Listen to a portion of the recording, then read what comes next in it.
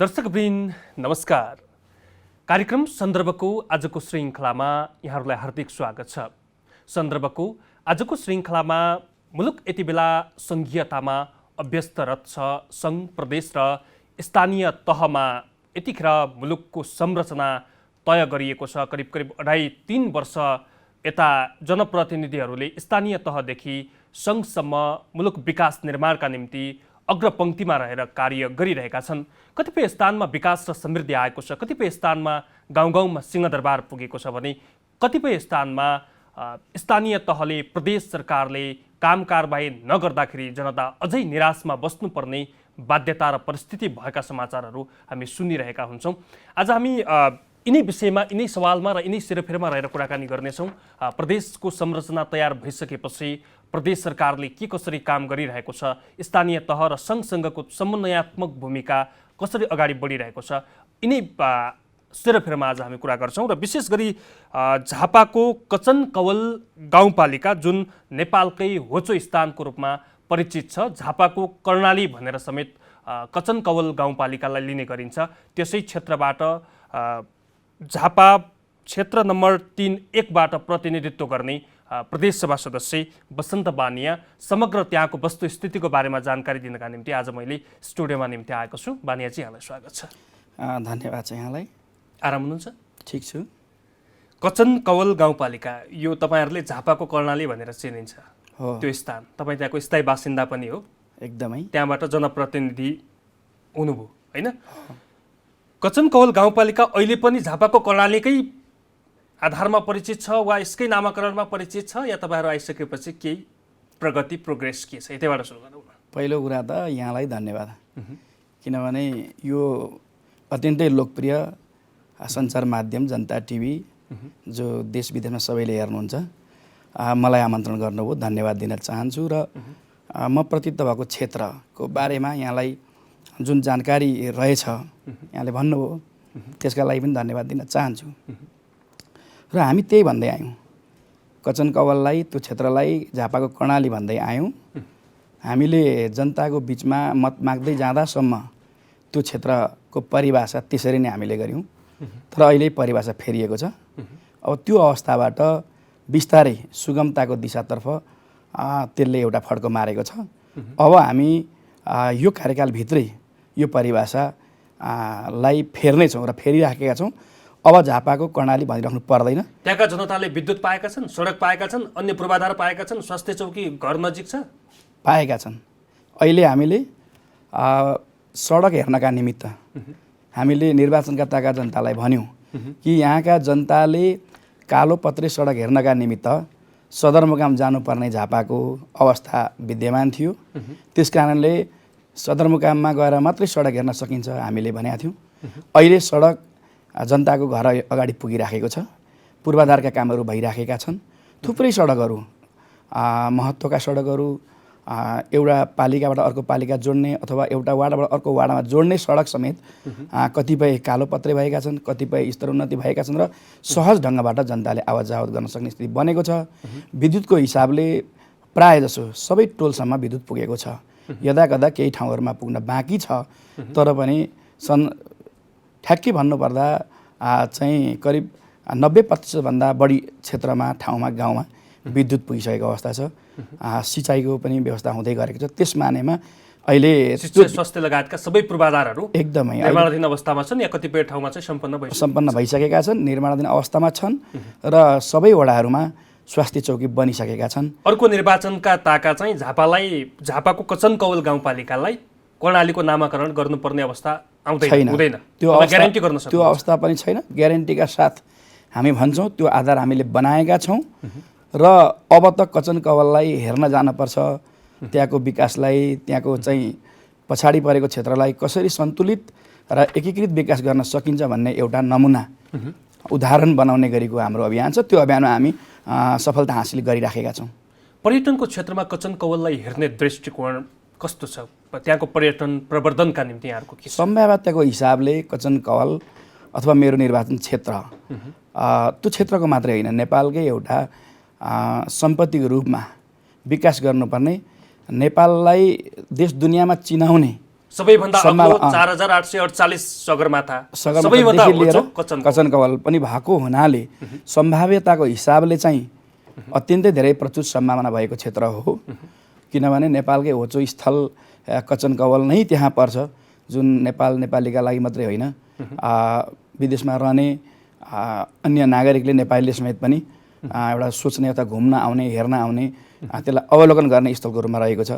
त्यस्तै गरिकन ऐतिहासिक, धार्मिक, पर्यटकीय र पुरातात्विक महत्त्वको महाभारतकालीन सिङ्गो इतिहाससँग जोडिएको किच्चकवध क्षेत्र मेरै क्षेत्रमा पर्छ। त्यस कारणले कतिपय महत्त्वपूर्ण ऐतिहासिक धरोहरहरू, पुरातात्विक धरोहरहरू, खास गरिकन चारकोसे झाडी जो दक्षिण एसियाकै विविधता भएको, जैविक विविधता भएको जङ्गलको रूपमा, वनको रूपमा पनि रहेको छ। यस्ता कतिपय महत्त्वपूर्ण पक्षहरू छन् जसको सन्तुलित र एकीकृत विकास गर्न सक्यो भने त्यो क्षेत्र एउटा पर्यटकीय गन्तव्य बन्न सक्ने सम्भावना प्रचुर छ। पर्यटकीय गन्तव्यका लागि जस्तो सगरमाथा र कचनकवललाई जोड्दा 8848 र कचनकवलको त्यो सबैभन्दा होचो ठाउँ, यी दुईटाको नामाकरण सँगसँगै जोडेर लैजाँदाखेरि झन् पर्यटनको विकास हुन सक्छ भन्ने अवधारणाले पनि अगाडि बढ्नु भएको छ कि त्यस्तो? बढ्या छौँ हामीले। समुद्र सतहबाट 58 मिटरमा रहेको कचनकवल र संसारकै सबैभन्दा अग्लो सगरमाथा, यसलाई गौरव योजनामा प्रदेश सरकारको नीति कार्यक्रममा हामीले राखेका छौँ र सगरमाथा र कचनकवललाई जोड्न पर्छ भन्ने हिसाबबाट हामीले विषयको उठान गऱ्यौँ, प्रयत्न गऱ्यौँ र 1 नम्बर प्रदेश सरकारले त्यसलाई नीति कार्यक्रममै राखेर र बजेटमा पनि सम्बोधन गरेर अहिले कार्य अगाडि बढाएको छ। सम्भाव्यता अध्ययन भइराखेको छ। अब कतिपय स्थानमा, कतिपय प्रदेशहरूमा सङ्घ सरकार र प्रदेश सरकार बीच समन्वयात्मक भूमिका नहुने, प्रदेश र स्थानीय तह बीच समन्वयात्मक भूमिका नहुने, यस्ता धेरै अवधारणाहरू आएका छन्। गाउँ गाउँमा सिंहदरबार पुगेको छ, तर त्यहाँ सिंह मात्रै स्थापित भएका छन्, तर जनताले चाहिँ घर घरमा जनप्रतिनिधि आएको महसुस गरेका छैनन् भन्ने उदाहरणहरू आइरहँदाखेरि प्रदेश र स्थानीय तहको समन्वयात्मक भूमिका के छ, तपाईँहरूको कसरी अगाडि बढिरहनु भएको छ? यो अहिलेको एउटा जेनरल प्रश्न पनि हो र जटिल प्रश्न पनि हो। जनताले सङ्घीयता चाहे, सङ्घीयता प्राप्त हो, त्यसलाई हामी कार्यान्वयन गर्ने अहिले दिशामा छौँ, कार्यान्वयनको प्रक्रियाभित्र छौँ र हामीले सोचेको जस्तो अथवा राज्यले सोचेको जस्तो जुन कन्सेप्टबाट जनतालाई सबैभन्दा बढी अधिकार सम्पन्न बनाउने हिसाबबाट र जनताको घर दैलोको सरकारको रूपमा, अभिभावकको रूपमा स्थानीय सरकार हुँदै हुँदै आएर प्रदेश सरकार र सङ्घीय सरकारको बिचको उचित समन्वयबाट सिङ्गो मुलुकको समृद्धि बनाउने कुरामा जे योगदान हुन्छ र जे महत्त्व छ भन्ने कुरा सोचिराखेरको अवस्था हो र संविधानले त्यसलाई व्यवस्था गरेको छ। तर अहिले यहाँ मात्रै होइन, 1 नम्बर प्रदेशमा मात्रै होइन, समग्र देशकै अवस्था चाहिँ त्यो दिशामा धीमा गतिमा अगाडि बढेको छ। जुन गतिमा बढ्नुपर्ने हो, जुन गतिमा पाइला चाल्नुपर्ने हो र जुन समन्वय हुनुपर्छ त्यो नभएको अवस्था चाहिँ देशव्यापी रूपमै छ र हाम्रो प्रदेशमा पनि त्यो खालको समस्या देखिएको छ। जस्तो कसरी देखेको छ भन्दा सङ्घीय सरकारको आफ्ना निश्चित सीमाहरू छन्, निश्चित ढङ्गबाट काम गर्ने संवैधानिक बाध्यताहरू अथवा सीमाहरू रहेका छन्। प्रदेश सरकारका पनि त्यस्तै रहेका छन्, स्थानीय सरकारका पनि रहेका छन्। त्यो बिचमा उचित समन्वय भएर स्थानीय तहले गर्न सक्ने आफ्ना क्षेत्राधिकारभित्रका विषयहरू स्थानीय सरकारले गर्ने र त्योभन्दा मास्तिरपट्टि का सरकारहरूसँग समन्वय गर्ने कुरालाई गरेर जाने कुरामा चाहिँ केही कन्जुसै या केही बुझाबुझमा समस्या, या मलाई त के भन्न मन लाग्छ भने कहिलेकाहीँ चाहिँ कतिपय ठाउँमा हेर्दा चाहिँ त्यो एक अर्काको चाहिँ प्रतिस्पर्धी पो हो कि त्यो हिसाबबाट बुझिरहेको कारणले जनप्रतिनिधि निर्वाचित त बन्नुभयो, तर बनिरहँदाखेरि पनि त्यो खालको बुझाइ भएका कारणले अहिले तपाईँलाई त अझ सहज होला, किनभने सङ्घ सरकारका प्रधानमन्त्री सम्माननीय प्रधानमन्त्री केपी शर्मा ओलीको गृह जिल्ला झापा, त्यहाँको तपाईँ प्रदेशसभा सांसद हुन पाउँदा त गर्व छ या चाहिँ के छ अवस्था? गर्व त गर्वै छ। झापाली जनप्रतिनिधि, झापाली जनताको छोरो भइरहँदा एउटा झापाली जनताकै छोरो चाहिँ प्रधानमन्त्री यो देश चलाइरहँदाखेरि गर्व नहुने विषय त रहेन, गर्व भएकै नै छ होइन। तर पनि जुन ढङ्गले हाम्रो विकासको क्रम चाहिँ कस्तो देखियो भन्दाखेरि अहिलेसम्मको ट्रेन्डलाई हेर्ने भने मागेर मात्रै, कराएर मात्रै होइन, अथवा प्रयत्न गरेर मात्रै प्राप्त हुने, त्यसभित्र पनि अब अलिकति बलै प्रयोग गर्नुपर्ने, पावरै चाहिँ नै हुनुपर्ने, माथिसम्मको चाहिँ सम्बन्ध विकास भएका आधारबाट मात्रै सन्तुलित विकास हुने परिपाटीले चाहिँ यसको मतलब तपाईँको पावर त्यहाँसम्म पुग्दैन होइन। हाम्रो पावर भन्दा पनि पावरको हिसाबले त ठिकै होला, सम्बन्ध छ झापाली जनप्रति भएको हिसाबबाट। भेट्नुहुन्छ प्रधानमन्त्रीलाई? भेट हुन्छ, कुराकानी हुन्छ। प्रधानमन्त्री भइसकेपछि 3-4 चोटि भेटिया छ। कचनकवल 3-4 चोटि गाउँपालिका त स्पेशली नेपालकै होचो गाउँपालिका, त्यो स्थानको बारेमा, त्यहाँको पर्यटनको बारेमा प्रधानमन्त्रीलाई सुनाउनुहुन्छ यहाँले? सुनाएको छु, सुन्नुहुन्छ उहाँले? सुनाएको छु, सुन्नुहुन्छ। उहाँ पुग्नु पनि भएको छ। उहाँ प्रधानमन्त्री भइकन पनि सङ्घ सरकारले त्यहाँ बजेट छुट्याएको छ। हामीले भनेका पनि छौँ। नेपालकै होचो भूभाग कचनकवलमा यसपटक पनि सङ्घीय सरकारको संस्कृति पर्यटन तथा नागरिक उड्डयन मन्त्रालयले बजेट विनियोजन गरेको छ। त्यहाँका महत्त्वपूर्ण धार्मिक धरोहरहरूलाई, पुरातात्विक धरोहरलाई निर्माण गर्नका निमित्त बजेटमा विनियोजन गरेको छ र स्वयं प्रधानमन्त्रीजी ती ठाउँमा पुग्नु भएको छ। कतिपय झापाकै सांसदहरूले, झापाकै जनप्रतिनिधिहरूले, झापाका नेताहरूले प्रधानमन्त्रीलाई भेट्न बहुत गाह्रो छ, उहाँको सचिवालय, उहाँका वरिपरिको त्यो संयन्त्रले बहुत अप्ठ्यारो स्थिति सिर्जना गरेको छ भनेर यसै कार्यक्रम मार्फत भन्छन्। तर तपाईँलाई त्यस्तो रहेनछ, उसो भए तपाईँले चाहेको बेला मजाले भेट्न पाउनु हुँदो रहेछ। यस्तो छ, पहिलो कुरा त के छ भने प्रधानमन्त्री देशको अब अभिभावक, देशको प्रमुख मान्छे भएको हिसाबबाट पनि व्यस्तता हुने, सहज ढङ्गले भेटघाट नहुने कुरा त स्वाभाविक रूपमै लिनुपर्छ होला, स्वाभाविक रूपमै छ। यद्यपि मैले चाहिँ त्यति धेरै त्यो अप्ठ्यारो महसुस गरेको छुइनँ। तर के चाहिँ फेरि पनि कुरा हो भने व्यस्तताका बावजुद पनि अथवा अनेक समस्याका बावजुद पनि कहिलेकाहीँ चाहिँ महत्त्वपूर्ण व्यक्तित्वहरूको भेटघाट जरुरी हुन्छ, जनप्रतिनिधिहरूको जरुरी हुन्छ, पार्टीका नेताहरूको जरुरी हुन्छ, विभिन्न खालका चाहिँ विषय विज्ञहरूसँग भेटघाट गर्नुपर्ने जरुरी हुन्छ। त्यो मामलामा चाहिँ अलिक सहजता भएन भन्ने कुराको जुन एउटा चर्चा छ र म आफूले पनि नजिकबाट अलिअलि त्यसलाई चाहिँ व्यवस्थापन गर्नुपर्ने अवस्था मैले देखेको छु र मेरो भेटमा चाहिँ मैले चाहिँ सुझाव पनि राखेको छु। किनकि कहिलेकाहीँ चाहिँ साना साना कुराहरूले पनि होइन, कतिपय साना साना विषयले पनि राष्ट्रिय निर्माणमा अथवा नीतिगत निर्णय गर्ने विषयमा अथवा त्यो ढङ्गबाट मुलुकलाई समृद्धिको दिशामा लैजानका निमित्त चाहिँ ती सुझावहरू कामयाबी हुन सक्छन्, महत्त्वपूर्ण कोसेढुङ्गा हुन सक्छन्। त्यस्तो बेलामा चाहिँ विषयवस्तुको गम्भीरतालाई ख्यालमा राखेर आवश्यकतालाई प्राथमिकता कति हो भन्ने कुरालाई निर्धारण गरेर सचिवालयले चाहिँ त्यस्तो कुराको व्यवस्थापन गर्नुपर्छ। व्यवस्थापकीय कुरामा कमजोरी भएको कुरा चाहिँ थोरबहुतमा मैले पनि महसुस गरेको छु। अब प्रदेश र केन्द्र सरकारको समन्वयको कुरा गर्दा तपाईँहरूको कुराकानी, आदान प्रदान, भेटघाट, नीतिगत कुराहरूमा पनि त्यति असहज छैन? सामान्यतया त अब अहिले अघि मैले सन्दर्भ पनि उठाएँ, जुन ढङ्गबाट संहिताको मर्म अनुसार प्रदेशलाई, खास गरी प्रदेशमा म आफू पनि गर्ने भएको हिसाबबाट बिचमा रहेर स्थानीय सरकारको पनि र सङ्घीय सरकारको बिचमा पनि उचित समन्वय गर्नुपर्ने एउटा तहमा रहेको हुनाले त्यसको महत्त्व छ भन्ने मैले बुझ्छु। प्रदेश सरकारको एउटा महत्त्वपूर्ण, आफ्नै खालको महत्त्वपूर्ण योगदान, त्यो भूमिका छ। तर त्यसमा चाहिँ थोरबहुत रूपमा कन्जुस्याइ भएको होइन, अधिकारहरूलाई चाहिँ विकेन्द्रित गर्नका निमित्त कुरामा चाहिँ अलिकति सङ्घ चाहिँ अलि पावरफुल हुन खोजेको अथवा त्यसलाई सङ्घ प्रदेशको विकास भइरहँदा स्थानीय तहको विकास हुँदा समग्र देशको विकास हुन्छ, सङ्घकै विकास हुन्छ। त्यसो हुँदा कतिपय सकिने विषयहरू, नसकिने विषयहरू संविधानले निर्दिष्ट गरेका विषय छँदैछन्। जस्तो केही त्यस्ता विषयहरू भन्न सक्नुहुन्छ आजको दिनमा? 1 2 3 जस्तो छ, फ्लेक्सिबिलिटी अपनाइदिनु पर्ने। ठिक छ। जस्तो हामीलाई के लाग्छ भन्दा कतिपय कानुन निर्माण गर्नुपर्ने विषयहरू, शिक्षा सम्बन्धी, स्वास्थ्य सम्बन्धी, सार्वजनिक महत्त्वका विषयहरूमा चाहिँ अहिले पनि सङ्घीय सरकारले ती कानुनहरू नबनाउँदाखेरि चाहिँ तलपट्टि प्रदेश सरकार र स्थानीय सरकारले बनाउन पाइराखेको छैन।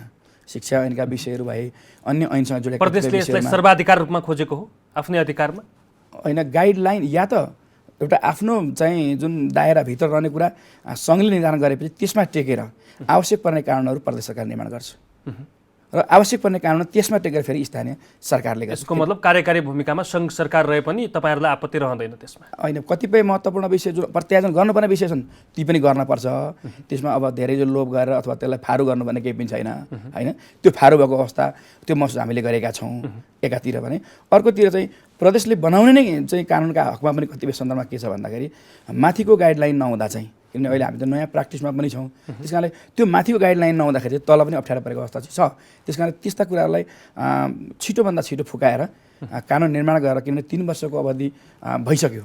अब चाहिँ हामीले जनतालाई जे कमिटमेन्ट गरेका छौँ, जे भनेका छौँ, जनताले जे अपेक्षा गरेका छन् त्यो अपेक्षा पुरा गर्नका लागि ढिलो हुने हो कि भन्ने चिन्ता हामीलाई रहेको छ। बानियाजी, तपाईँ चाहिँ झापा क्षेत्र नम्बर 3-1 को प्रतिनिधित्व गर्नुहुन्छ। तपाईँकै क्षेत्रमा पनि चुरे क्षेत्र पर्छ, तर झापामा चाहिँ म्याक्सिमम रूपमा चुरे दोहनका समाचारहरू हामीले राष्ट्रिय मिडिया मार्फत पनि प्रसारण गरिरहेका हुन्छौँ। त्यहाँ के छ, त्यहाँ सेटिङमा चुरे दोहन भइरहेछ कि त्यहाँ किन त्यत्रो चुरेलाई चाहिँ अतिक्रमण गर्ने, यो कसरी चाहिँ यो कामहरू भइरहेछ, तपाईँहरूले रोक्न सक्नुहुन्न? मेरो निर्वाचन क्षेत्रमै चाहिँ चुरेको भाग पर्दैन, तर म त्यहाँको जिल्लावासी भएको हुनाले जिल्ला चुरेसँग छुन्छ, प्रदेश त छुने कुरा भइ नै हाल्यो। त्यो हिसाबबाट पनि चुरेभित्र म छु भन्ने कुरालाई मैले महसुस त गरेकै छु। अब एउटा कुरा चाहिँ के रहेछ भन्दाखेरि यो अलिक दुःखको कुरा पनि हो, जे विषय तपाईँले उठाउनु भयो। हामीलाई यसप्रति अलिकति चिन्ता पनि छ। अब कतिपय चाहिँ कस्तो अवस्था रहेछ भन्दा लामो समयको अन्तरालमा बिचमा निर्वाचन पनि भएन, जनप्रतिनिधिहरू पनि भएनन्, र यो बिचमा चाहिँ एउटा संयन्त्रबाट मिलीभगतबाटै राज्यका संयन्त्र चलाउने जुन परिपाटी हो, त्यही बेलाबाट कतिपय कुरा चाहिँ अलि मिलेमतमा गर्ने खालको परिपाटी रहेछ। र त्यसले चाहिँ ठुलै ढङ्गबाट चाहिँ चुरे क्षेत्र अथवा कतिपय सार्वजनिक सम्पत्तिहरूलाई समेत पनि नष्ट गर्ने हिसाबबाट, देशलाई क्षति हुने हिसाबबाट सञ्जाल वा गिरोह नै बनेको अवस्था पाइएको छ। र अहिले जनप्रतिनिधि निर्वाचित भइसकेपछि पनि यसलाई पूर्ण रूपमा रोक्न सकिएको छैन। मैले यहाँ बोल्दाखेरि सबैले, जनताहरूले सुन्नु भएको छ, यसलाई हेर्नु भएको छ। हामी सुझावको पनि अपेक्षा गर्न चाहन्छौँ कि त्यस्ता कुराहरूलाई नियन्त्रण गर्नका निमित्त सरकार महत्त्वपूर्ण ढङ्गबाट लाग्नुपर्छ र जनताको पनि त्योतर्फ सहयोग चाहिन्छ। जनप्रतिनिधिकै संलग्नता भएर चाहिँ होला नि, नत्र त रोक्न नसकिने भन्ने पनि हुन्छ। प्रमाणकै हिसाबले त अब कसको संलग्न छ भन्ने त प्राप्त गरिएको छैन। तर कस्तो छ परिपाटी भने हाम्रो देशकै एउटा प्रचलन के भइसकेको छ भने राजनीतिक संरक्षण पछाडिपट्टि बलियो भएर बसिदिने, अनि राजनीतिक संरक्षण भइसकेपछि मान्छेहरूलाई चाहिँ नराम्रा काम गर्नका निमित्त, होइन, राज्यको सम्पत्तिलाई दोहन गर्नका निमित्त, शक्तिलाई दुरुपयोग गर्नका निमित्त चाहिँ एउटा ऊर्जा प्राप्त हुँदो रहेछ। त्यसको महत्त्वपूर्ण भाग भनेको चाहिँ फेरि पनि पछाडिपट्टि चाहिँ पावरका हिसाबबाट सरकार या विभिन्न पार्टी, राजनीतिक पार्टीका तर्फबाट गरिने संरक्षण महत्त्वपूर्ण कुरा हो। त्यसलाई चाहिँ निर्ममतापूर्वक नै राजनीतिक पार्टीहरूले पनि त्यसलाई चाहिँ सोच्नुपर्छ, बुझ्नुपर्छ। त्यस्ता चुरे दोहनकै कारण बर्सातमा बाढी पहिरो भुसे आउँदा, तटबन्ध बलियो नहुँदा धेरै बस्तीहरूलाई चाहिँ स्थानान्तरण गर्नुपर्ने, बस्ती डुबानमा पर्ने एउटा एक किसिमको जोखिम छ। यसमा त तपाईँहरू संवेदनशील हुनुपर्ने, तपाईँहरूले आवाजै उठाउनुपर्ने, एक किसिमको अभियान नै सञ्चालन गर्नुपर्ने होइन? होइन, हामीले आवाज उठाएका छौँ, हामीलाई चिन्ता छ, गम्भीर ढङ्गको चिन्ता छ, र हामीले त्यस्तो कुरालाई अहिले रोक्नका निमित्त आवश्यक कानुनहरू प्रदेशबाट पनि निर्माण गरेका छौँ, निर्देशित तल पनि गरेका छौँ। र हामीले त अझ के भनेका छौँ भने अब यो राजनीतिक चाहिँ नि संरक्षणबाट, होइन, सरकारको संरक्षणकाबाट यस्तो खालको चाहिँ माफियाहरू या गिरोहहरू अथवा यो एउटा साँच्चै भने दलाली प्रवृत्ति, दलालहरूको एउटा सङ्गठन, यो एउटा मात्रै क्षेत्रमा होइन। आज सन्दर्भले हामीले यो कुरा उठायौँ, यो मात्रै होइन, आज हरेक कुराहरूमा चाहिँ नि सेटिङमा काम गर्ने, होइन, दक्ष मान्छेलाई पुर्याउने भन्दा पनि असक्षम मान्छेहरू ठाउँमा पुग्ने, होइन, तिनले नेतृत्व गर्ने, यो हिसाबबाट चाहिँ देशको समग्र विकासमा जुन नोक्सानी भएको छ यसलाई निर्ममतापूर्वक चाहिँ नि बन्द गर्नुपर्छ, नियन्त्रण गर्नुपर्छ, निरुत्साहित गर्नुपर्छ भन्ने हाम्रो कुरा छ। हामीले यी कुराहरूलाई राजनीतिक पार्टीको बिचमा पनि उठाएका छौँ, संसदमा म आफैले पनि कहीँचोटि यो विषयहरू उठाएको छु, संसदीय दलहरूमा हामीले उठाएका छौँ, र पार्टीका शीर्ष नेताहरूसँग कुरा गर्दाखेरि पनि कम्तीमा हामीले यस्ता कुरा निरुत्साहित गरेर एउटा भ्रष्टाचारमा शून्य सहनशीलता जे हामीले भनेका छौँ त्यो दिशातर्फ जनताले विश्वास गर्ने गरेको, पत्याउने गरेको स्थितिको निर्माण गर्नुपर्छ भन्ने कुरामा हाम्रो जोडदार अहिलेसम्म जोड रहेको छ। अर्को प्रसङ्ग, विश्वमा कोरोना भाइरस कोभिड-19 को सङ्क्रमण बढिरहेका बेला नेपाल पनि यसबाट अछुतो हुन सकेन। नेपालमा पनि पछिल्लो समयको आँकडा हेर्दा दिन प्रतिदिन यसको दर चाहिँ बढिरहेको अवस्था छ। सरकारले जति बेला लकडाउन गर्नुपर्ने स्थिति छ अहिले चाहिँ खोक्लो पारिएको छ, र त्यो बेला लकडाउन गरियो त्यो बेला चाहिँ कम मात्रामा चाहिँ कोरोना सङ्क्रमित थिए, र अहिले चाहिँ भयावह स्थिति बनेको छ। झापाको कन्टेक्स्टमा हेर्दा, तपाईँहरूको एरियामा पनि हेर्दा भारतसँग सीमा जोडिएकै जिल्ला हो के अरे झापा पनि, त्यहाँको व्यवस्थापन जस्तो भोलि कोरोना कहरबाट जनतालाई चाहिँ आक्रान्त नतुल्याउनका निम्ति, उनीहरूलाई चाहिँ संरक्षण गर्नका निम्ति यहाँहरूले चालेका कुनै त्यस्ता महत्त्वपूर्ण अरू प्रदेशले पनि आत्मसात गर्न सक्ने त्यस्ता कुनै विषयहरू छन्? हामीले कोरोनाको हकमा एउटा अनुभव प्राप्त गऱ्यौँ। मेरै गाउँपालिका जो नेपालकै होचो स्थलको रूपमा रहेको छ, अहिलेसम्म 134 जना व्यक्तिहरू कोरोनाबाट सङ्क्रमित बन्नुभयो। यो आँकडा हेर्दा चाहिँ झापा जिल्ला मात्रै होइन, सिङ्गो 1 नम्बर प्रदेशको सबैभन्दा बढी, मलाई लाग्छ देशकै एउटा उल्लेख्य मात्राबाट चाहिँ त्यो बढी हो एउटै पालिकाभित्र। तर प्रदेशको चाहिँ सबैभन्दा बढी सङ्क्रमित भएको क्षेत्र मेरो क्षेत्र हो।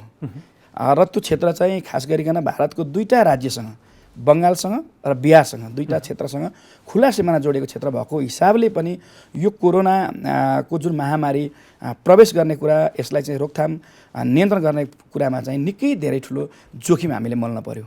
र हामीले 134 जनालाई चाहिँ सङ्क्रमण हुनबाट बचाउन सङ्क्रमित हुनबाट बचाउन सकेनौँ। तर जब कोरोनाको चाहिँ कहर सुरु भयो, त्यसपछि हामीले निरन्तर रूपमा चाहिँ बाहिरबाट, खास गरी दोस्रो मुलुक भारतबाट आउने मान्छेहरूमा चाहिँ कोरोनाको सुरुवातबाटै समस्या देखिएपछि हामीले त्यस क्षेत्रमा चाहिँ व्यवस्थित ढङ्गबाट चाहिँ क्वारेन्टाइन निर्माण गर्ने काममा हामी लाग्यौँ। हामीले एउटा पालिका मात्रै 700 भन्दा बढी मान्छेहरूलाई चाहिँ क्वारेन्टाइनमा व्यवस्थापन गरेर जो मान्छेहरू चाहिँ बाहिरबाट आउँछ खुल्ला हिसाबले उसलाई चाहिँ होल्ड गरिहाल्ने र होल्ड गरेर उसलाई सिधै क्वारेन्टाइनमा पठाउने, समुदायसँग अथवा परिवारसँग चाहिँ सम्पर्क आउन नदिने गरी भूमिका हामीले महत्त्वपूर्ण ढङ्गबाट खेल्यौँ र धेरै मान्छे 700 भन्दा बढी मान्छेहरूलाई हामीले व्यवस्थापन गऱ्यौँ र त्यहाँभित्र 134 जना सङ्क्रमित बन्नुभयो र आजसम्म आइपुग्दा सबै मान्छेहरू चाहिँ ठिक भएर फर्कि पनि सक्नु भएको छ। अहिले पनि केही मान्छेहरू तेस्रो मुलुकबाट आउने मान्छेहरू हामी क्वारेन्टाइनमा राखेर उपचार गरिराखेका छौँ एकातर्फ। अर्कोतर्फ भारतसँग खुल्ला सिमाना भएको कारणले सुरक्षाको एउटा खालको चुनौती हामीलाई ठुलो रूपमा रह्यो र त्यसलाई छेक्ने कसरी, रोक्ने कसरी भन्ने समस्या पनि हामीसँग रह्यो र हामीले सबैभन्दा धेरै सुरक्षाकर्मीहरूको परिचालनबाट, स्वास्थ्यकर्मीको परिचालनबाट टोटल बोर्डर एरियालाई हामीले समयबाटै सिल गर्न हामीले सक्यौँ। त्यो कुरा प्रयत्न भयो। सिङ्गो जिल्ला प्रशासन, सुरक्षा निकायसँग हाम्रो उचित समन्वय भयो। त्यो समन्वयको बिचबाट चाहिँ हामीले हरेक 500 मिटरको दूरीमा चाहिँ हामीले सुरक्षाका अस्थायी पोस्टहरू निर्माण गऱ्यौँ। रात दिन बिहान नभनिकन सुरक्षाकर्मीहरूले चाहिँ खट्नुभयो, अग्रभागमा रहेर फ्रन्ट लाइनमा उहाँहरूले काम गर्नुभयो, स्वास्थ्यकर्मीले काम गर्नुभयो, जोखिम सामना गरेर गर्नुभयो। त्यस कारणले अहिले पनि त्यो क्षेत्रमा समुदायमा सङ्क्रमित भएर एउटा भयावह आउने स्थितिबाट हामीले जोगाएका छौँ। दोस्रो कुरा। तेस्रो कुरा, अब भयावह स्थिति बन्दै गइसकेपछि प्रदेश नम्बर 1 मा खास गरी 2 ठाउँबाट मात्रै कोरोना परीक्षण हुने व्यवस्था भयो। सरकारले निर्णय गर्यो, एउटा विराटनगरबाट र एउटा धरानबाट। पछिल्लोचोटि चाहिँ विराटनगरसँग मोरङसँगै जोडेको चाहिँ गोठ गाउँमा पनि यसको चाहिँ PCR परीक्षण गर्ने, स्वाब परीक्षण गर्ने ल्याबको रूपमा स्थापना भयो र हामीले निरन्तर रूपमा त्यो ठाउँबाट त्यहाँका गरिब दुखी जनताको चाहिँ पक्षमा काम गर्नुपर्छ भनेर हामीले प्रयत्न गऱ्यौँ र हाम्रो प्रयत्नमा चाहिँ त्यही क्षेत्रमा रहेको साबीको मेची अञ्चल अस्पताल, अहिले प्रादेशिक अस्पताल हामीले भन्छौँ, त्यो अस्पतालमा चाहिँ कोरोना अस्पताल निर्णय गर्ने गरेको हामीले माग राख्यौँ र प्रदेश सरकार त्यसलाई सम्बोधन गरेर अहिले चाहिँ कम्तीमा पूर्वमा मेची अस्पतालमा चाहिँ कोरोनाको विशेष अस्पताल बनाउने गरी 100 बेडको अस्पताल बनाउने निर्णय गरेका छौँ र आजबाट त्यहाँ उपचार सुरु भएको छ। र त्यही ठाउँमा हामीले भद्रपुरमा चाहिँ अब यो स्वाब परीक्षणलाई चाहिँ धेरै लामो समय लाग्ने, मान्छेले दुःख पाउने, खर्चिलो हुने भन्ने हिसाबबाट फेरि मेरै क्षेत्रको चाहिँ मेची अस्पतालभित्रै PCR ल्याब हामीले जडान गरिसक्यौँ र त्यसले काम सुरुवात भएको छ। यस मानेमा सिङ्गो चाहिँ कोभिडकै अस्पताल निर्माण गर्ने कुरा, त्यहाँ उपचार गराउने कुरा, स्वाब परीक्षण गर्ने कुरा, सीमा सुरक्षालाई व्यवस्थित गर्ने कुरा र क्वारेन्टाइनमा मान्छेलाई राखेर समुदायसँग अलग राख्ने विषयमा यी खास गरिकन महत्त्वपूर्ण यी विषयहरूमा हामीले सफलता प्राप्त गरेका छौँ। अन्तमा वर्षेनी आउने बाढी पहिरोका कारण पनि धेरै मानिसहरू आक्रान्त बन्नुपर्ने स्थिति, सर्वसाधारणहरूले चाहिँ छाकबास नै उडाउनु पर्ने स्थिति हुन्छ। तर तपाईँहरूको हकमा झापाको त्यो ठाउँमा बाढी पहिरो रोकथामका निम्ति पूर्व तयारीका कुराहरू अहिले स्थानीय सरकार, गाउँ गाउँमा सिंहदरबार, तपाईँ प्रदेश सरकार, त्यसपछि सङ्घ सरकार, यसको पूर्व तयारीको हिसाबमा चाहिँ तपाईँहरू कतिको अग्रसर हुनुहुन्छ? हामीले गरेका छौँ। विगतमा चाहिँ हामीसँग एकातिर सिमाना मेची नदी रहने, जसले प्रत्येक वर्ष ठुलो सङ्ख्यामा चाहिँ